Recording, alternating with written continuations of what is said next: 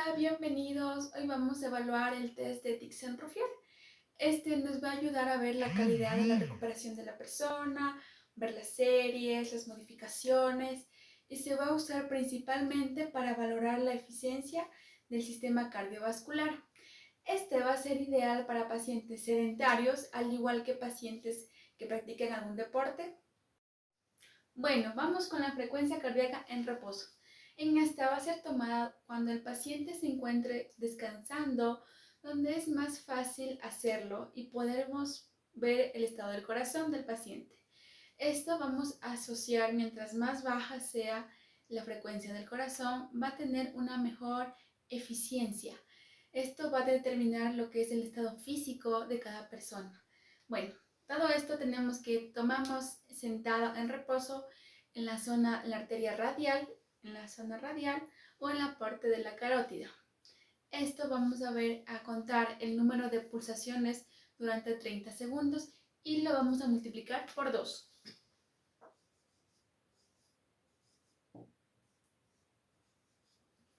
Ya, dado esto al resultado, vamos a continuar con lo que es la frecuencia cardíaca máxima. Bueno, continuamos con la frecuencia máxima. Tenemos para poder evaluar en personas sedentarias y en deportistas de alto nivel. En personas sedentarias se va a dividir en hombres y mujeres. En hombres va a ser de 220 menos la edad del paciente y en mujeres de 226 menos la edad. En un ejemplo ponemos en los hombres a un paciente con una edad de 20 años. El total nos va a dar 200 pulsaciones por minuto. En cambio, en las mujeres tenemos un paciente de 22 años en el cual nos dio un resultado de 204 por minuto, latidos por minuto. En los deportistas de alto nivel, aquí tenemos igualmente dos, en el cual podemos evaluar. Tenemos la frecuencia máxima en hombres y mujeres. La frecuencia en hombres va a ser de 208 menos 0.7 por la edad.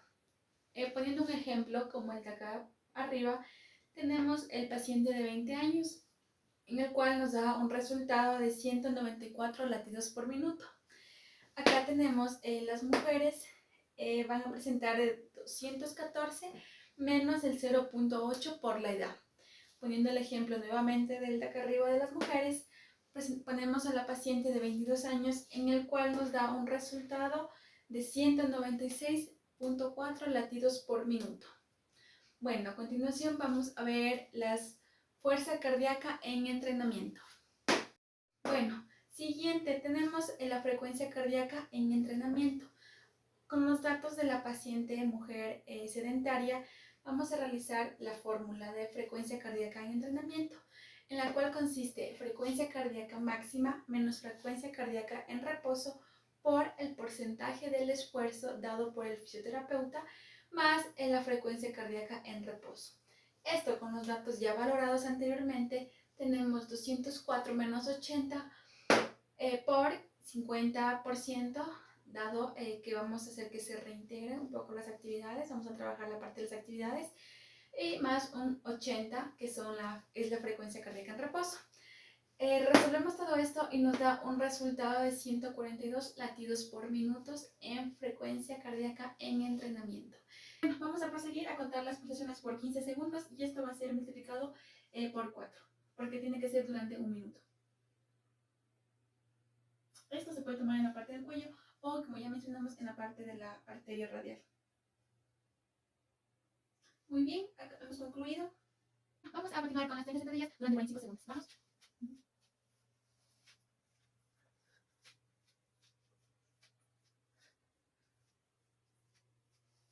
Terminamos las 30 sentadillas. Vamos a realizar con las pulsaciones por los 15 segundos.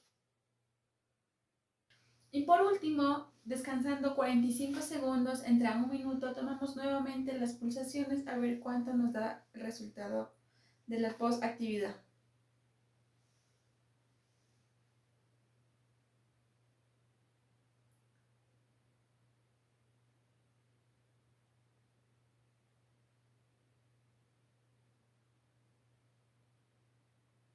Completando los 15 segundos, realizamos la fórmula de Dixon-Ruffier a continuación.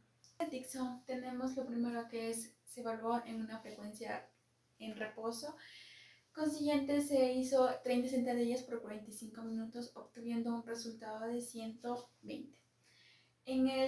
La tercera fase tenemos que se tomó la frecuencia cardíaca post actividad, en el cual bajó a 88 latidos por minuto. Esto se le hace con una fórmula P1 más P2 más P3. Esto es menos 200 dividido para 10.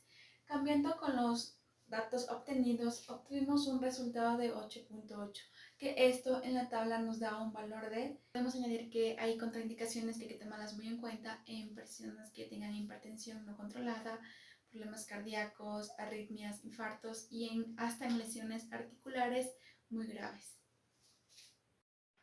Bueno, y tenemos el test de Cooper. En este test vamos a evaluar la capacidad aeróbica máxima, VO2 max. En esta, la persona va a trabajar de una forma indirecta y práctica. Vamos también a evaluar lo que es la resistencia cardiovascular. En esta prueba vamos a realizarla en un terreno estable.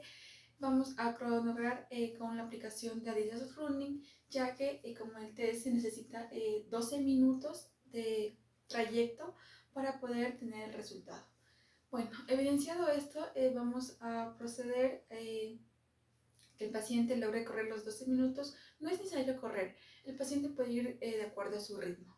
Esto hay que tener en cuenta que mientras el paciente va corriendo, tenemos que verificar en qué zona va a estar trabajando o hasta qué zona puede estar haciendo su máximo.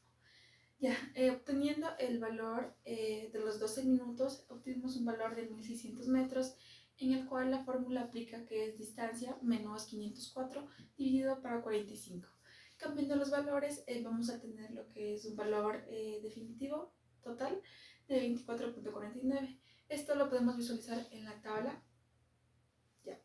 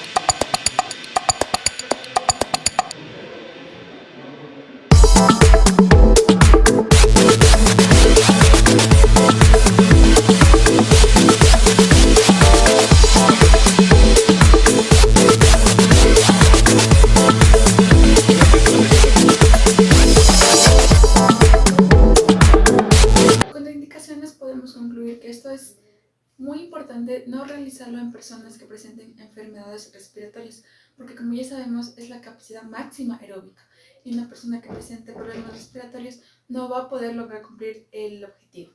También tenemos en personas con hipertensión arterial o que tengan lesiones muy recientes. También tenemos que es muy necesario realizar un calentamiento previo visto antes, y es muy necesario al final de los 12 minutos concluir con un estiramiento de unos 5 a 10 minutos. Bueno, eso ha sido todo de estos dos tests. Nos vemos en la próxima.